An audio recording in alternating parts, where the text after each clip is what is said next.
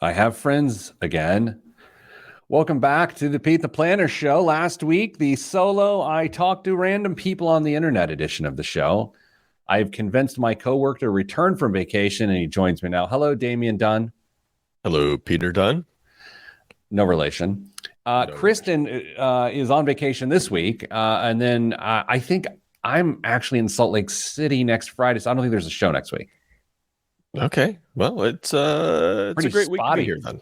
Yeah, Yeah. it's a pretty spotty situation. Welcome, everybody. Thanks for being here today. Dame, some interesting topics today. The state of Indiana, as we will talk about, is refunding money to everybody, tax revenue that is a surplus. And so everyone gets $225, all right, additional. And so there's a lot of confusion around this, and it's really weird because we're in the midst of a recession.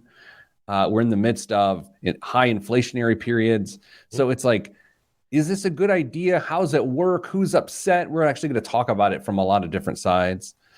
Jeremiah asked if we're doing call roulette again today. No. Did you guys like that, though? I'm curious for those watching the live stream right now on Facebook Live, YouTube Live, or Twitter. Just let me know. Do you like the live stream? Was it a good thing? I didn't mind it. Dame, did you catch any of it? I caught about 5 minutes of it, and it gave me, throwback vibes of the way the show kind of used to be, but now with video. So I think you do a great job with situations like that. And frankly, if you want to kick me off the show more often, I'm okay with it. Well, I really appreciate the kind words. Dame, we got to get together and play some Top Golf this week. Our full game, their scores were had, and how'd you do? I hit some balls out in the right direction. You fancy yourself a golfer? I think you have to play more frequently than I do to fancy yourself a golfer. Yeah. How'd third place taste? I mean, seeing as how I didn't pick any balls up off the mat and throw them at a target, I'm okay with third place because I think some people did that might have finished higher than me. That was in a game that was abandoned. In the actual game, I won. And I will also note, for a guy that practices Krav Maga, where it doesn't appear there's any rules, it's just about winning, a little toss into a bucket, who cares? A bucket. No one cares. All right, Dame, you want to start the show or no? You have anything else you want to go? How was vacation? You well rested? Blah blah blah. Yeah, it was great. Got to see some beach, got to see some mountains, and got to eat more than my fair share of donuts. So it was a great vacation. Little inside baseball, behind the scenes action we'll share with people. Just prior to going to air this morning, your Mrs. Planner brought you a cinnamon roll out to your studio there. Yeah, I devoured it. If needed, we were going to delay the start of the show so I could enjoy every bite. 100% true. My wife is in Orlando at a gymnastics meet with my daughter. But I do want to say my daughter got fifth at nationals. Ollie got fifth at nationals last night, which was 10 years of hard work. She's 13. She started doing gymnastics when she was 3, has always wanted to go to nationals. And so congrats to Ollie on a lot of hard work. And congrats to Mrs. Planner and I for funding that effort. Yeah, nice job, everyone. Oh, yeah. Happy Friday, Andrea. Andy. Oh, it's Andy from last week on the show. Oh, yeah. We're best friends. Okay, so let's start the show. People love this part. 3, 2, 1. This week on the Pete the Planner Show, we answer your money questions. Here's how the show works. You email us, askpete@petetheplanner.com. That's askpete@petetheplanner.com. Then we'll answer your questions. Joining me, fresh off vacation, Damian Dunn. Hello, Dame. hello, Pete. Damian is the vice president of advice at Your Moneyline, yourmoneyline.com.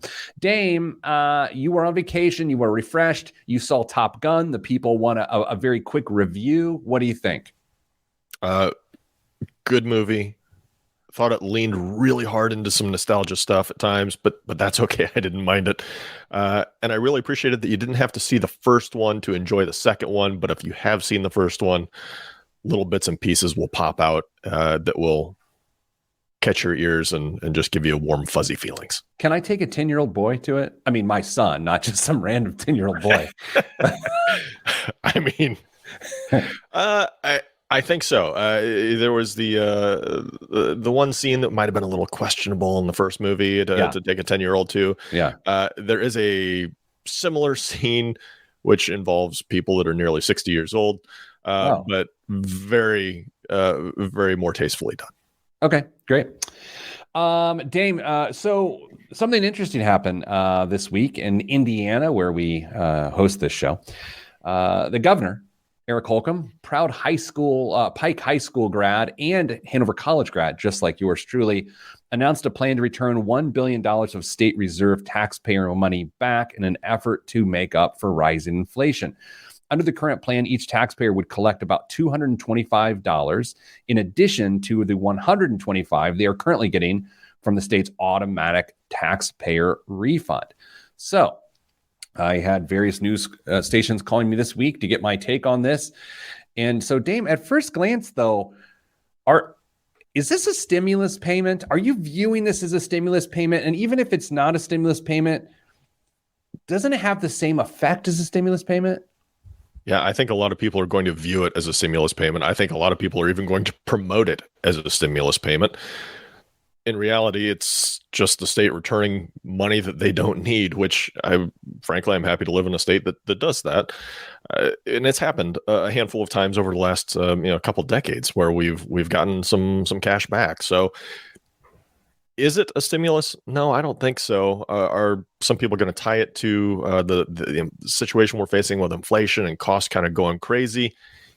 Yeah, they're going to. So I think anybody's going to be able to view it basically whatever that way they want, and nobody's going to be wrong. It's the best of all situations, Pete.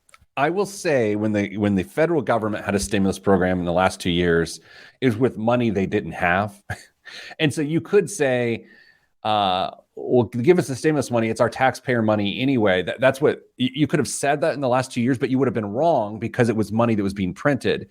In this situation, it could be argued that it's a stimulus, but it is our money. It's taxpayer money that has been paid in. They didn't need. They're giving back, and the justification here is they're saying because inflation is so high and we don't want to lower the gas tax in Indiana, what we're choosing to do is to give you this money so then it'll hopefully make up for the shortfall. So what was interesting is some of the news stations were asking me about this yesterday. The question kept coming up, well, what should people do with this money? What's the best way to spend it? Or what's the best way to invest $225? Which is always an interesting question. But Dame, the bigger point is this. If this really is for the inflationary times in which we live, the money is already spent. It's just replenishing what had already been absorbed.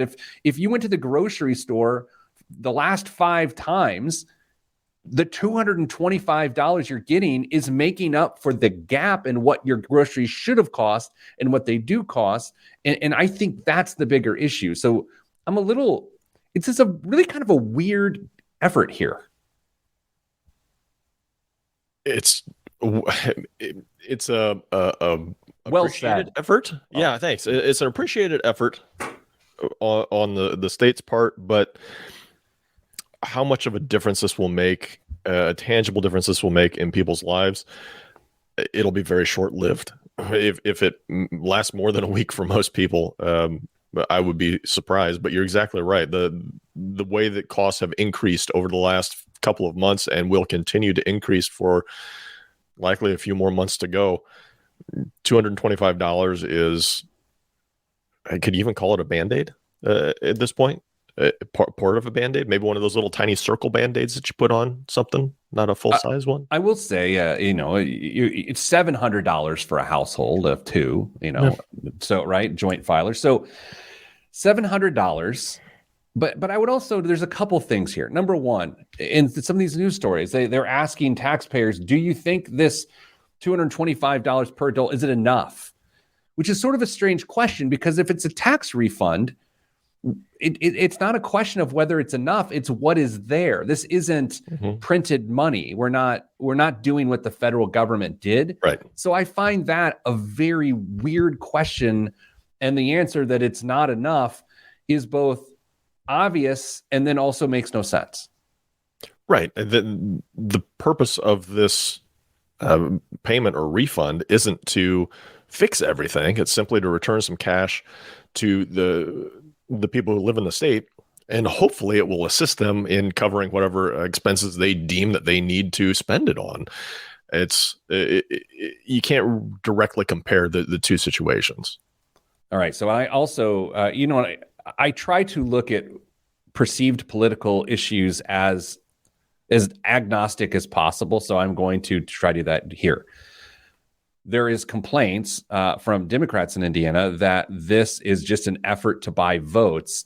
And I disagree with that particular assessment in this situation. And sometimes the Republicans on a federal level are saying that the Biden administration is doing things in order to buy votes.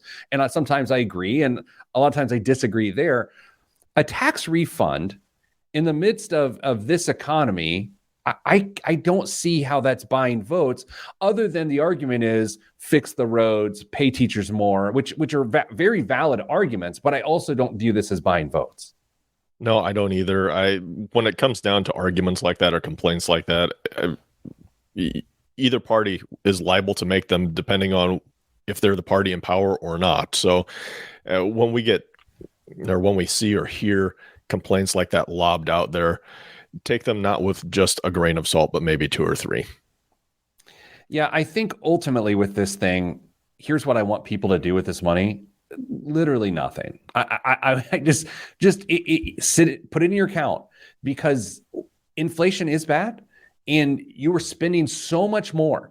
Dame, I was on the south side of Indianapolis last weekend at a Costco getting gas, and a guy pulled up next to me in a BMW.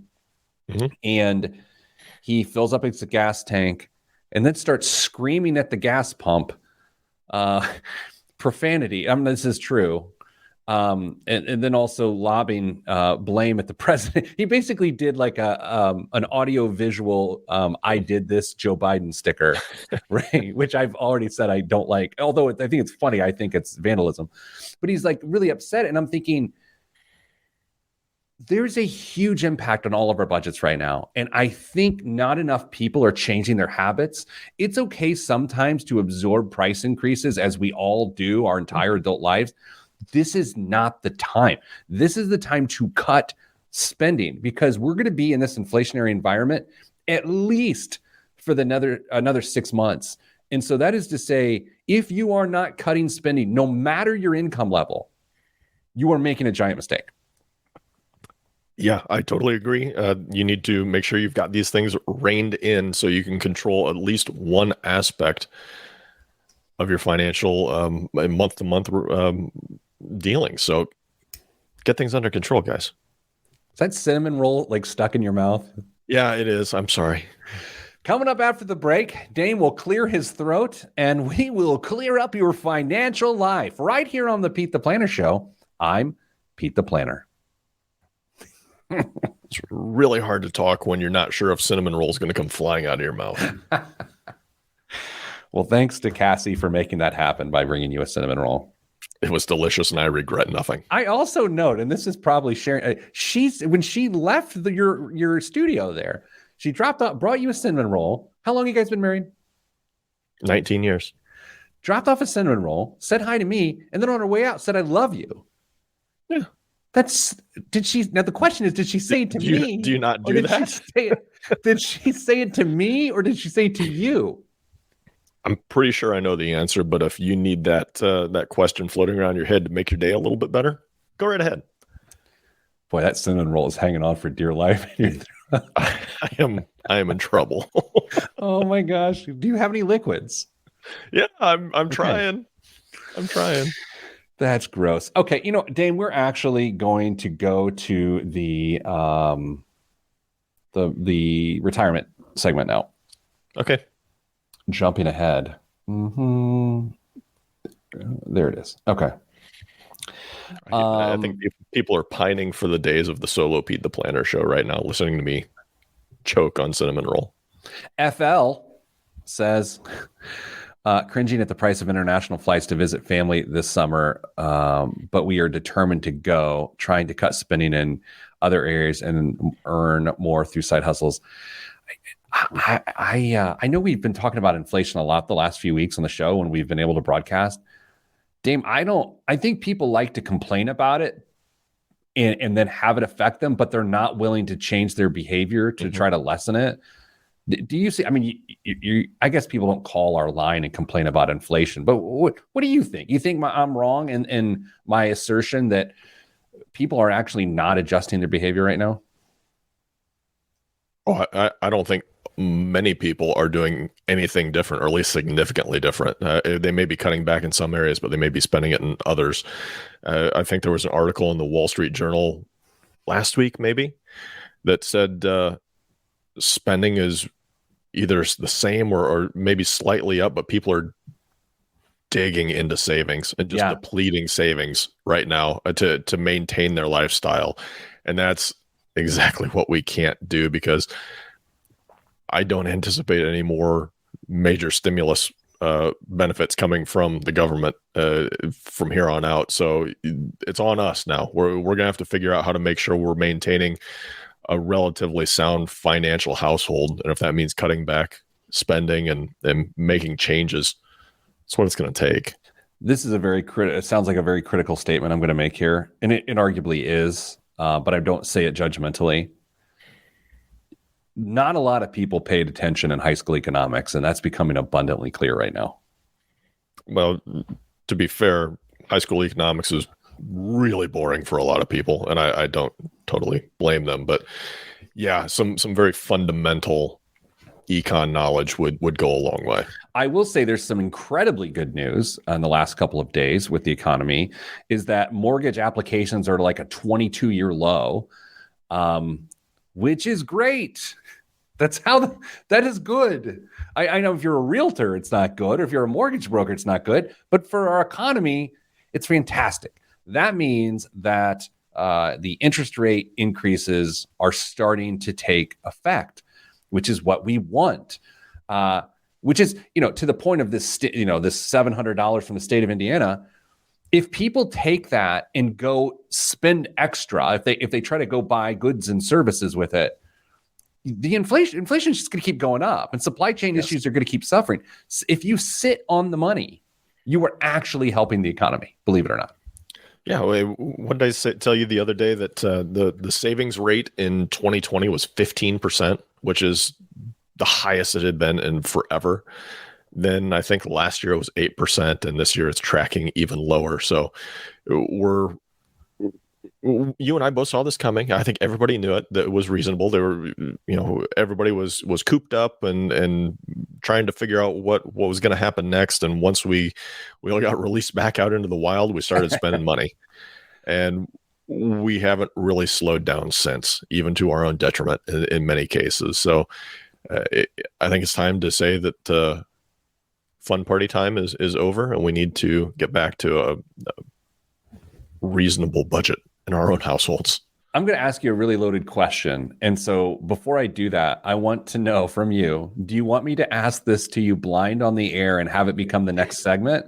Or do you want me to ask it to you now and have a longer interlude between segments?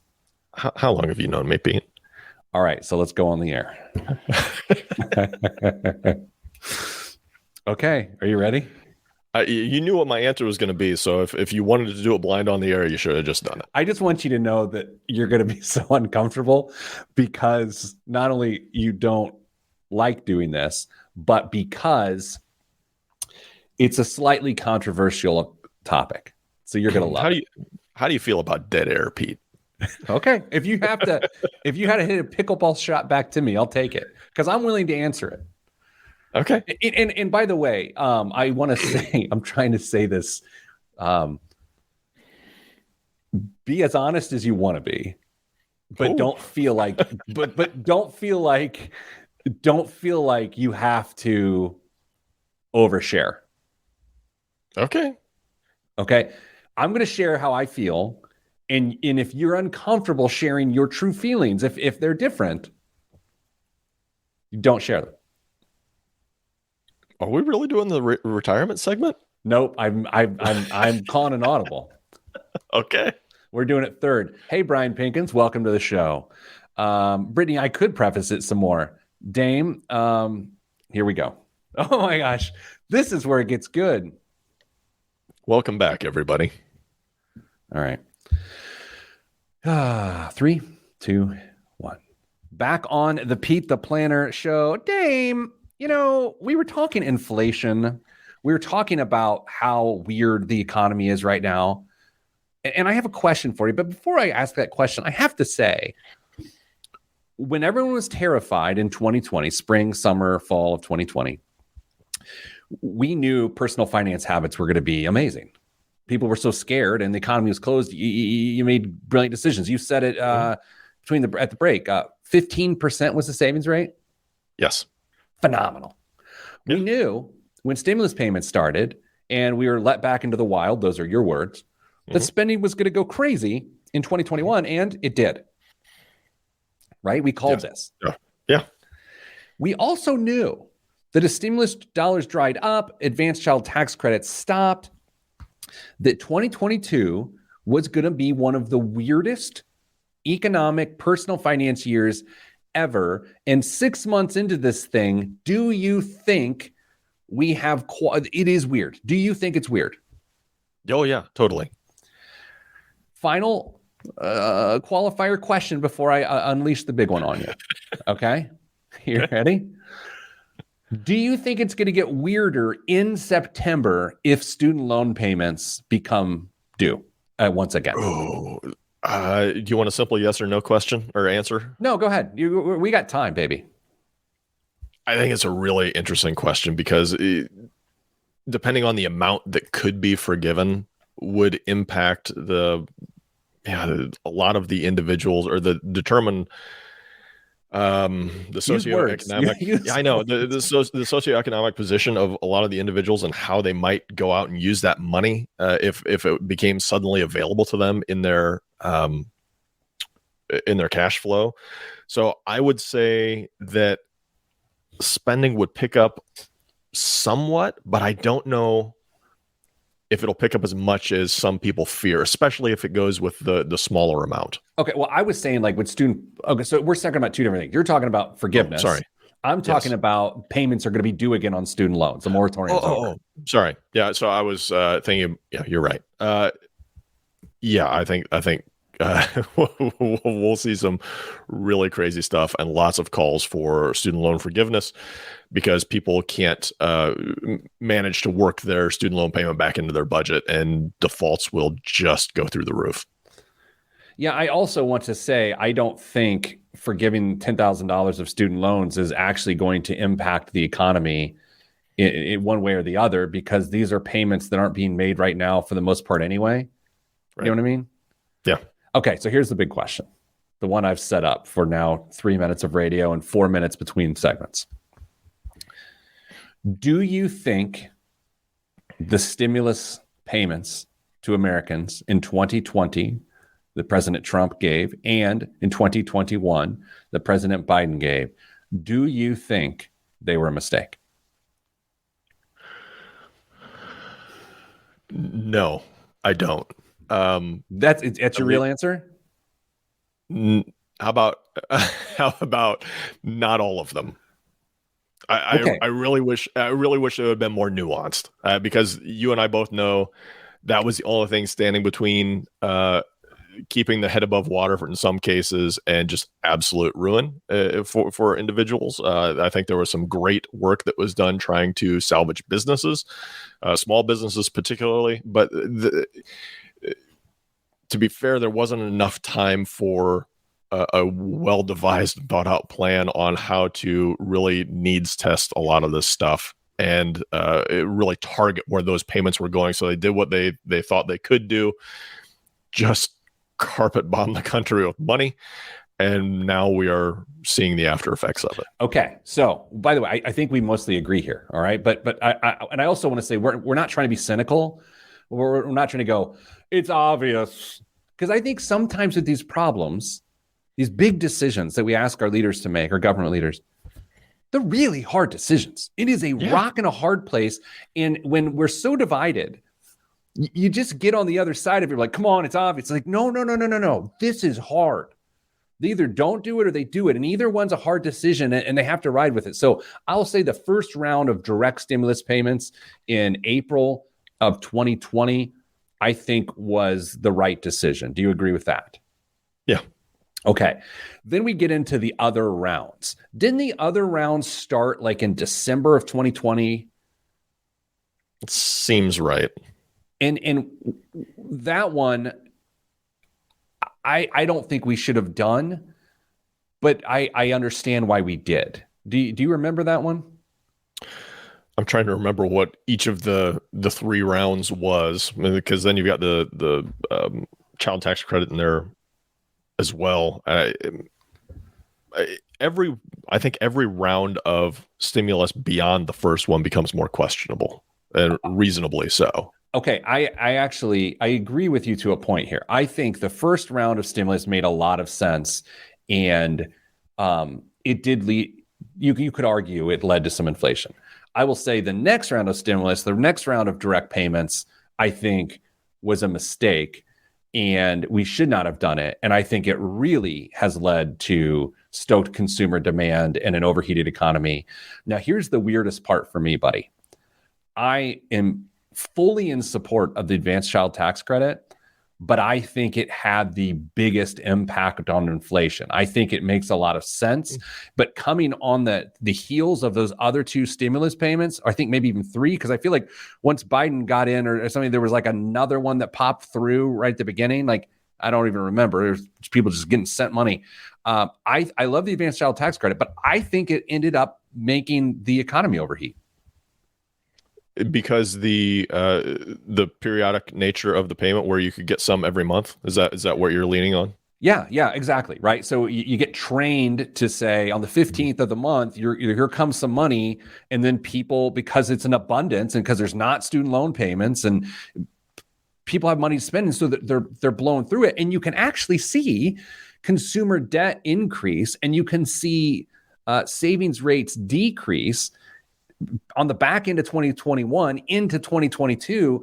And so not only are people spending what's getting sent their way, because inflation is starting to take hold, they're spending even more. It's almost like the Pied Piper. It sort of like pulled people along in a really weird way. So I don't know. It's like, I'm for the child tax credit, but I think it really led to a lot of this inflation. It's going to be really hard to argue against you on that, because anytime you get consistent additional money into your budget, the temptation to spend it is huge. Even if you don't have a glaring need, now you've got this feeling of empowerment and an ability to go out and use that money for whatever the heck you want, even though maybe you shouldn't. So I think you may be onto something, Pete. As much as it pains me to say that, I think you might be right. Here's why I bring it up, because the only thing that is going to solve this impending recession, the only thing, is for people to stop spending money so aggressively. That's it. Like, we don't realize that our personal economy often conflicts with the broader economy. We were forced to shut down our spending in the spring of 2020 because we were terrified. The same thing is on the horizon. It's just sneaking up on us. And whoever reacts now and says, I'm going to change my habits, is going to be fine. It's the people that say, I'm so glad the economy's back. I'm so glad I don't have to wear a mask. I'm so, I think it's the people that are going to just say, I will not be held back by this inflation, that the people are going to get screwed. And by the way, masks really have nothing to do with it other than it feels like normal again. Yeah. Yeah. There's a lot of emotional territory that needs to be covered during this time period. And then lumping finances on top of it just conflates everything and it makes everything that much more dangerous. Coming up after the break, more danger here on the Pete the Planner Show. I knew it was coming. He just wanted to leave me 6 seconds. Yes. That's fair. That's fair. That's 100% fair. All right. Ollie is, let's see. Do you have any videos of me dancing in front of the live cameras? Oh, that sounds like a really weird text. What? Okay, so my daughter's at nationals, and there's live stream cameras that you can buy access to because they're not going to put everyone in a ballroom in Orlando. So there's all these different cameras. So I bought access to this. So I'm watching the January 6th hearings last night on one thing, and I'm watching the girls' gymnastics over the internet on another thing. And at one point, Ollie is waving to the camera and then dancing. And I'm like texting my wife, and I'm like, she's nuts. And then she asked me if I recorded her dancing live on camera. And then that's where it got weird. Mm-hmm. Mm. Do you want to do a FaceTime with her live here on the air? You think it's a good idea? That's your call. I mean, I'm sure she loves being on camera, so I think this would go great. I think we're going to do this. Okay. Oh, okay. Geez. I'm going to regret this. She's going to say something. Probably. Great. Okay, here we go. She won't be able to hear you, though. That's okay. Hey, I'm live on the radio right now. How are you? Oh, gosh. Oh, well, no. Wait, here's the thing. You're not on camera. Okay. Okay. We're just talking about your gymnastics meet on the radio. You were? Yeah. Dame, can you hear her? Yeah, I can hear her. Okay. We're talking about how good you did. Oh, thank you. You want to say hi to everybody? Don't show me. I won't. But I'll say hi. Okay, say hi. Hi. Okay. Hi. Have a fun day. Thank you. Wait. What? Do you have any videos of me dancing? I don't have any videos of you dancing live streamed on the internet. No, that's weird. Sorry. I need it. Okay. Okay, bye. Bye. All right, could you hear her okay? What does she need those videos for? I didn't want to ask. All right, retirement segment. Fine. Yeah. Folks, a little behind the scenes information here. We had planned to do this next segment stretched out over 3 entire segments. So we're going to cram everything that was going to take originally like 25, 27 minutes into 9. So enjoy for the ride you're about to go on. I enjoyed the other 2 segments. You know, that stimulus conversation, as long as you don't politicize it, right? Or during having that discussion, it's really interesting because you can say this hurt us, but it was the right thing to do. And I think ultimately that's where I land with a lot of the stimulus is like it put us in the situation we're in now, but how much worse would it have been then? I mean, it would have been catastrophic. Yeah, I don't even want to think about what it would have been for some families that desperately needed the help and couldn't have gotten it. And it's just so, it's really tough to think about what might have been had the powers that be chosen a different route.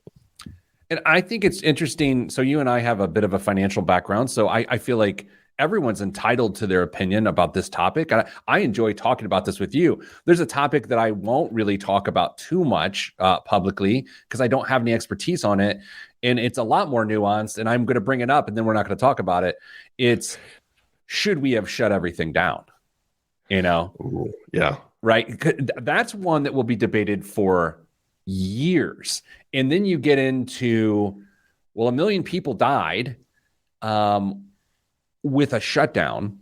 What would have happened without a shutdown? I mean, you have to assume the same million, and I'm saying this with respect. I'm sorry for everyone who's lost. Do the same million people still die with a lockdown, right? Or without a lockdown? Then the question becomes, well, is it twice that, or is it 1.1 that? Like, what is it? And is that worth the shutdown? This is why we're not talking about this, but interesting debate. Totally. There's so many variables that you could throw in to this discussion that are super interesting. Should we have shut? If you look at all the money that was spent in the different stimulus packages, could the government have just afforded to shut everything down for 3 weeks, 4 weeks, except for groceries and some transportation to get the things we desperately need to the places where we can go pick them up and buy them. I don't know. But didn't we do that? It's a really felt like we kind of did that, kind of. But I think there were. I did that. But I think there's varying levels of adherence to a lot of those rules that were in place across the country. Some places looked kind of the other way if you were out and about, and others were pretty darn strict on it. So I don't know. I just wonder how differently things could have been turned out if things were handled a little differently. Yeah, it's funny because what you end up discussing, but I love this conversation. It's just so hard to have because it's politicized so quickly, and it's not meant to be.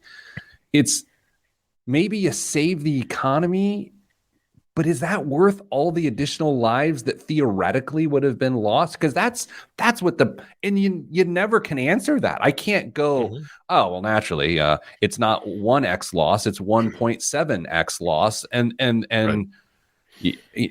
but no one will ever know the answer to this other than the next time we go through something like this, will we find ourselves in the exact same situation? Something tells me if we ever go through this again, and dare I say, when we go through this again, I don't think we will ever shut down again.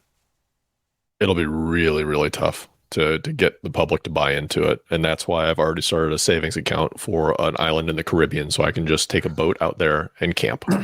You better have a hat, too, because you are a bald man. Many hats. You ready to talk about this segment that you spent this week working on? Yeah. Fantastic. And 3, 2, 1. Back on the Pete the Planner show. Dame. Interesting report came out this week from Merrill Lynch. They put it out. JP Morgan. Sure. And what am I going to do? Chase around the source? Thank you. Ooh, nice. So it was pretty interesting. It was sort of like the state of retirement or something like that. And one of the concepts within this was really well done. Like, kudos. As a content creator, I happen to think I do a pretty good job of making things easy to understand. I think what's strange sometimes is some of the largest financial institutions in the world do a horrible job of making things easily digestible. But this one's great. So the concept here is knowing what you can control in retirement and what you cannot as you try to achieve your goals. And they did a really good job. So let's walk us through, my man.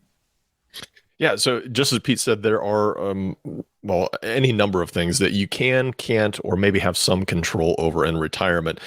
We've got a list of 6 to cover in that. And there are, add your own. It's your own story. You can figure it out. If you have questions about it, send us an email at askpete. Anyway, where do you want to start, Pete? Some control, all control, or no control? No control. No control. All right. Market returns. Pete, we have seen very recently that you cannot control the market unless you are Elon Musk. I think you can control the market in that way. But no, you can't control it. If you're invested in the markets, you can control how your money is invested, but you can't control the markets themselves. Anything that you try to do to convince yourself otherwise is a fool's errand. Pete, how do you feel about market returns? How do I feel about them, or do I feel about within this? Within this context, can you control market returns? No. And I think what the weird thing is, this is where people get themselves into a lot of trouble because they think by just changing their portfolio, they can control market returns. So it's the admission that you just can't, that you are better off choosing something balanced and smart and leaving it alone as opposed to over petting the puppy. I am fully in support of the assertion that you cannot control market returns no matter how much you think you can outsmart the market. We will get to something you can control in that area in another segment. Well, another segment of this discussion. Something else we can't control: policy, tax policy, stimulus payments. There's all sorts of things that we have no control over, and we just have to be okay with it.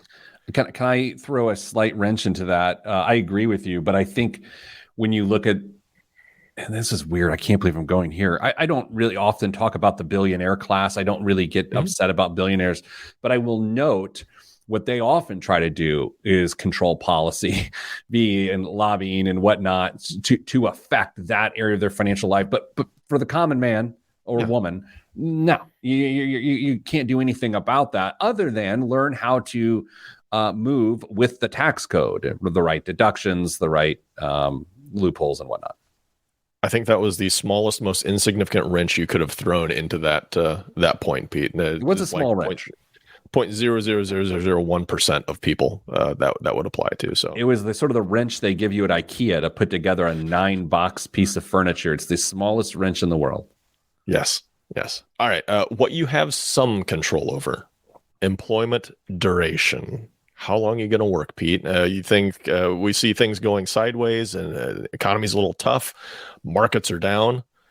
Hopefully, you can continue working. That can solve or at least help patch up a lot of issues that you may be facing when you're staring at retirement, or even if you are in retirement, right, Pete? Yeah, you know what's interesting on this one? So again, the list is what you can't control, what you have some control over, and what you can control. I think this one's where people mess up the most. I feel like the most unforced errors come in this category. And here's why. People don't account for that they only have some control over their employment duration. That's the mistake. It's you have some control, but you don't have all of the control. So you'll say, well, my plan is to keep working. That's not always up to you. And I think that's where the challenge happens. And I also have to note here too, that sometimes people retire too soon. And so they punt on their ability to control their destiny by working longer. Yeah, we've seen a number of articles in the last couple of months about people returning to the workforce after retiring in 2020 or 2021. But yeah, employment duration, you only have some control over it. It's weird to think about, but yeah, that's true. Employment earnings, very, very similar. How much you make during that time period that you are employed, only some control over that. Does that surprise you, Pete? No, but I would note that what's missing that should be on this line as well is cost of goods and services. Like you can sometimes control what you earn, and then you can sometimes control what you have to spend money on. In these inflationary times, is a perfect example of like, sure, your wages might be going up 5% this year instead of 3%, but the cost of goods and services are going up 10%. So you have some control. Correct. All what right. can we control? Can we control asset allocation and location? So this ties back into the ones where we can't control, when most people think market returns. Well, these are the things that you can do. You can have a well allocated and located portfolio. What's location? You're probably asking yourself, does it mean I've got it in a safe in my closet? No. What I mean by asset location is that you have a tax efficient portfolio structure. So things that have lower turnover, fewer capital gains or dividends, those are placed in taxable accounts because they're not going to have that drag on your taxes. And other things that, bonds and high dividend stocks, maybe those are in tax deferred accounts. So that's what we mean by tax location. I spoke at a women's conference this week, and a person asked me at that conference, and by the way, why am I speaking at a women's conference? I don't know, but I was glad to do it. But I don't know. Anyway, and the person asked me, well, how do you stay from getting upset when the market does poorly? Which I think is a really interesting and honest question. And I'll note, I think it's just knowledge of how, it's just knowledge. It's knowledge about how the market works. I can tell you what's going on right now. I with the market, I don't care at all. I'm not upset at all. I didn't think, I have to work longer. I didn't think that once. Where the last big dump, 2007, 2008, or 2009, whatever, I was cared a little bit more, but now I don't care at all because I think it's just experience and knowledge that relates to that. So I'm going too long because I know you've got one other thing to hit that I'm going to completely disagree with. What else can you control? Yeah, but I'm going to go back and talk about what you just talked about for a minute, because I think part of your ability to get through times like this is you haven't picked out a date that you want to retire, and you don't have very firm, fixed goals that are super date dependent, other than when your kids go to college. Yeah, those are probably the two things that are most time sensitive.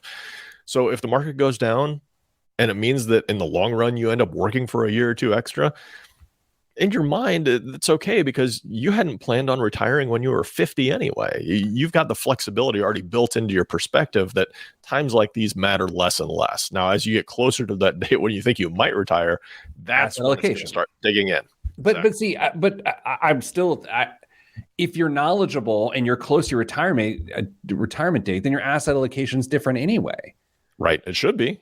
Yeah. So I mean, like, worst case scenario, I've got 23 years until I retire. Mm-hmm. Worst case scenario. And so when I don't get upset about the market, it's through that lens. It's to say, I'm fine. I mean, I think I'm going to retire before that, but I don't know. Maybe we're making the same point. We have less than a minute left. What's the last thing that JP Morgan says you can control? Savings versus investing versus debt reduction versus spending. And I threw an extra one of those categories in there. So which those are throw in?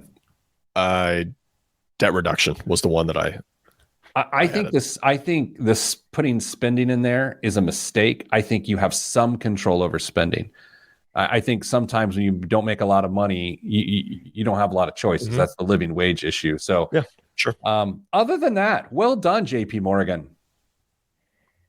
Yeah, I even came up with a really snappy little graphic. Nice job. Oh, it looks good on the radio. Coming up after the break, biggest waste of money of the week and the news. I'm Pete the Planner.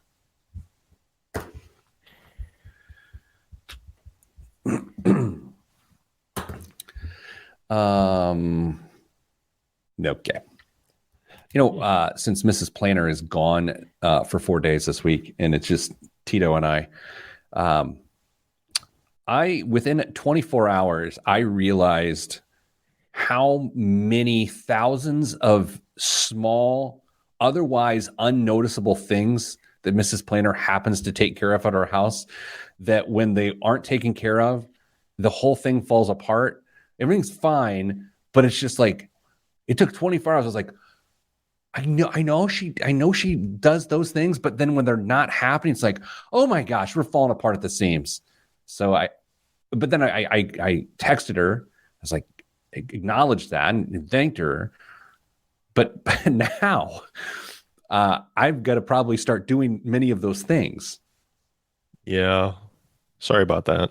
Yeah, but no, it's visceral. That's no, yeah, it makes a big difference. And I'm glad you said you acknowledged it, thanked her, hopefully told her that you loved her. And do you ever think you want to say one of those sorts? I mean it. I want to say it in a nice, genuine, appreciative way, but I'm always terrified of when I say things that they'll backfire and that it'll come out like I'll come out worse for having acknowledged it. Oh, so you're just noticing after 20 years. Why do you use that voice? Marriage? Why are you using that voice, Dame? That's offensive. Sorry. Okay. Let's go to the biggest waste of money of the week in the news. All right. Okay. Here we go. In 3, 2, 1. This week's biggest waste of money of the week right here on the Pete the Planner show is the Coleman One Source travel vacuum. It's hard to keep a campsite free of dust, dirt, and leaves, but not impossible.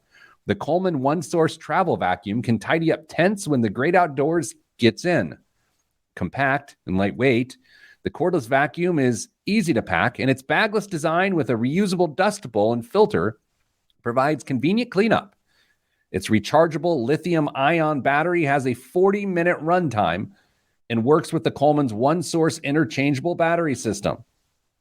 Dame, how much do you think a camping vacuum costs?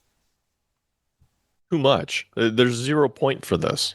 Let's just for the sake of the game, I will say $79.99. It's $90, but your point is my point. There's no reason for a camping vacuum. You're camping. Yeah. What? Yeah, I mean, the complete waste. This might be the biggest waste of money that you've ever put out there. I agree. When I saw this, I was like, okay, who cares? Like, and let's say you're gone for a week. How do you charge it? 40-minute runtime. How much of an area are you cleaning? It sounds like they want you to use it for a tent. How big is your tent that you can't just run it for 5 minutes and get everything you need? I just don't understand. Okay, so I don't do a lot of camping. Okay, I mean, probably need to get that out there. How much debris that can get sucked up by this thing that looks like a hand drill? It looks like a very small Makita drill. Very small. When they threw leaves into that copy, I thought, it's not sucking up a leaf. That can't suck up a leaf. There's no way. The dumbest use of money. Coleman, I think you're a great company. This is a solution to a problem that no one once solved. They're not making it. They're just slapping their name on somebody else's product and saying that it's theirs. Cynical. It's the truth. What's in the news this week? Every year, the Not Real Weddings study reveals the average wedding cost and more official data per state. About 15,000 couples. Yeah, hold on. I'm getting there. 15,000 couples across the country who married between January 1st and December 31st of 2021 participated in the study, while in 2020, we saw a major impact of COVID on weddings. 2021 was a different story. Weddings are indeed back. Get excited, Pete. Okay. All right. Based on the respondents' answers involving spend on ceremony and reception, the 2021 national average cost of a wedding is... I'm nervous. I knew it was coming, and I knew it was going to be time to guess, but I'm going to...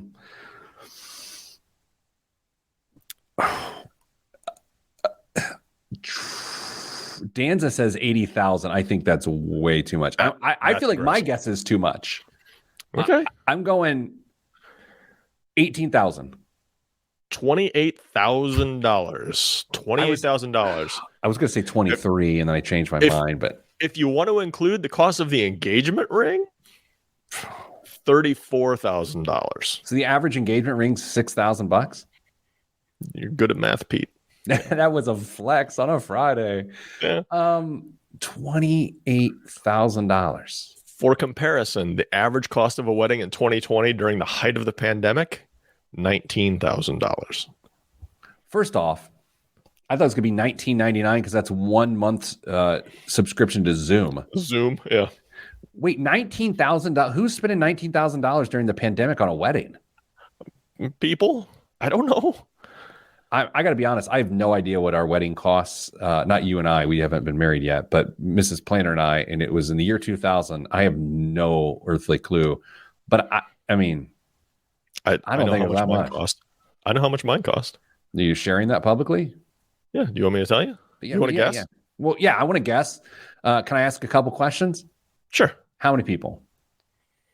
Ooh, good question. You kind of got to know. Let's say there were there's probably around 250 people. 250 people? No, my wife's family knows. Okay, that's what I was thinking. I think your wedding cost $10,000. We did it for $5,000. Wow. Was there food, or did you just have Mickey Mouse show up?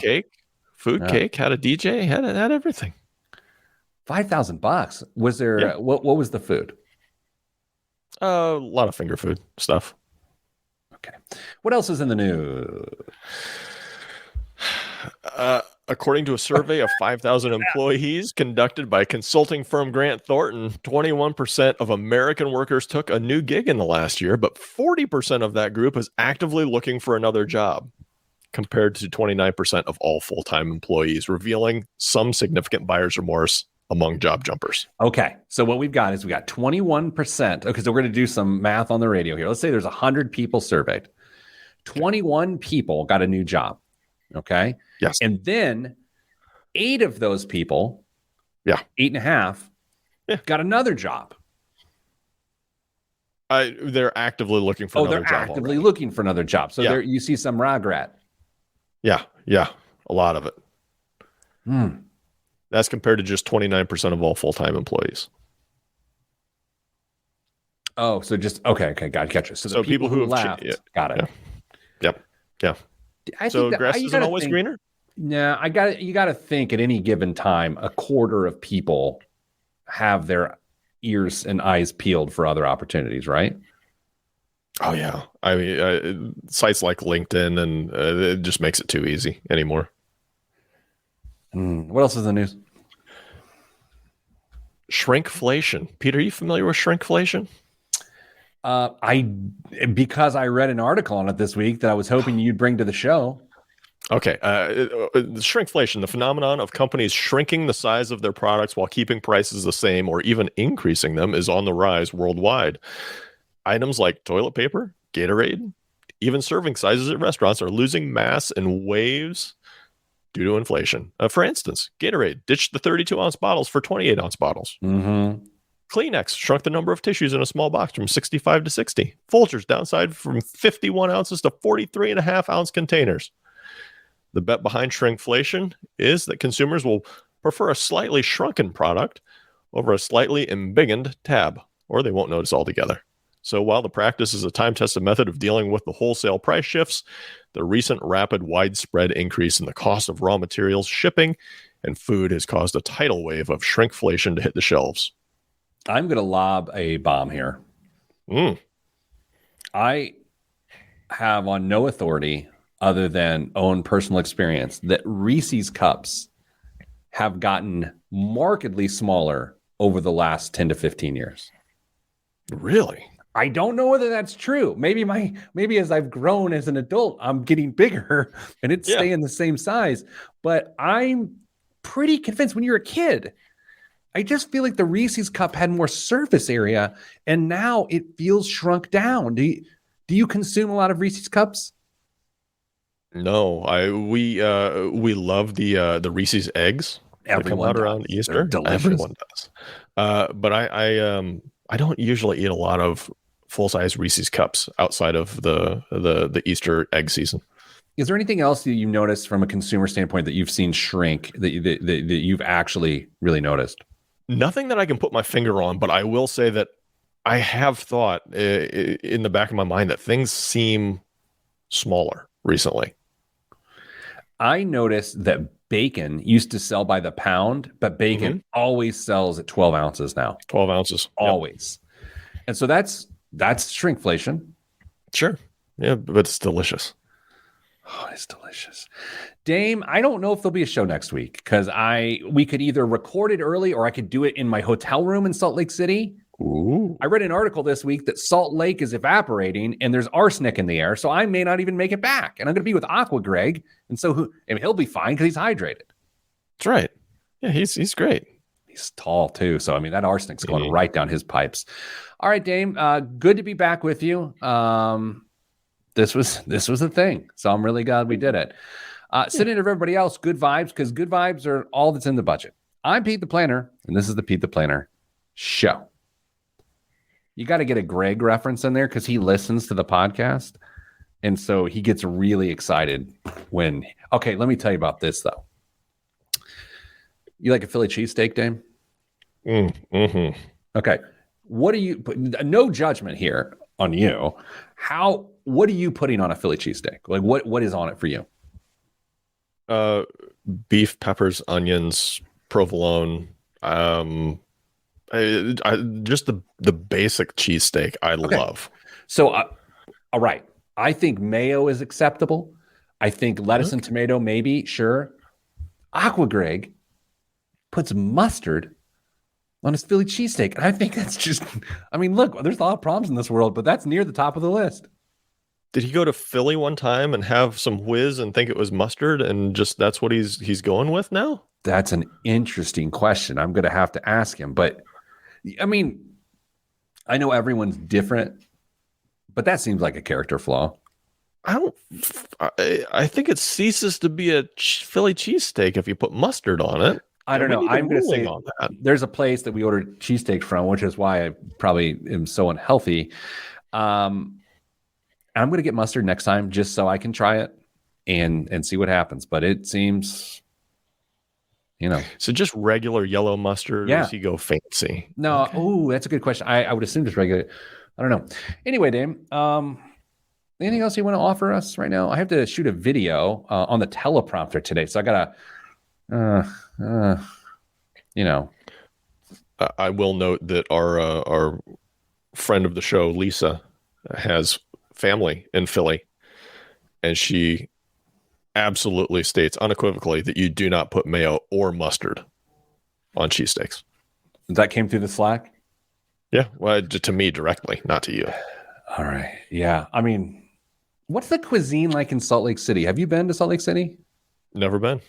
I haven't either. I don't know what to expect. Probably not much caffeine. Not a lot of booze. Not a lot of booze. I don't want to be like give stereotypes, but I feel like I've heard there's not a lot of booze and there's not a lot of caffeine, but I don't know, like, do they have like a local, like in Indiana, a pork tenderloin sandwich is the jam, you know? Right. There's got to be something. You'll let find you a know. way to make this a culinary delight. I just know you will. Oh, well, we'll see what happens. I feel like there's going to be like 1,000 Chick-fil-A's. Maybe. I mean, there are worse things, frankly. I mean, I'd go to Chick-fil-A if that was my only option multiple times a day. Dama, since the ladies are out of town tonight, I thought it'd be cool, Dad. So I'm taking Ted and one of his buddies to play laser tag tonight and then play video games at the laser tag place. And what occurred to me is that they'll be doing that, but there's not like the parent that takes them. Like, I'll just be a guy scrolling through my phone. I'm not playing laser tag with them. What? You absolutely have to. You think so? Yes. You just said you wanted to try and be the cool dad, so you're going to go and just sit? No, you strap on a vest and pick up a rifle and go shoot those kids with a laser. Oh, boy. I don't know if it's my jam. I don't want to spend $20 with a laser. Hey, let's say they just shoot you. They're going to love it. Anyway, I'll Cool be dad. scrolling on my Cool phone. dad. I have my limits. Goodbye, everyone. Stay getting money.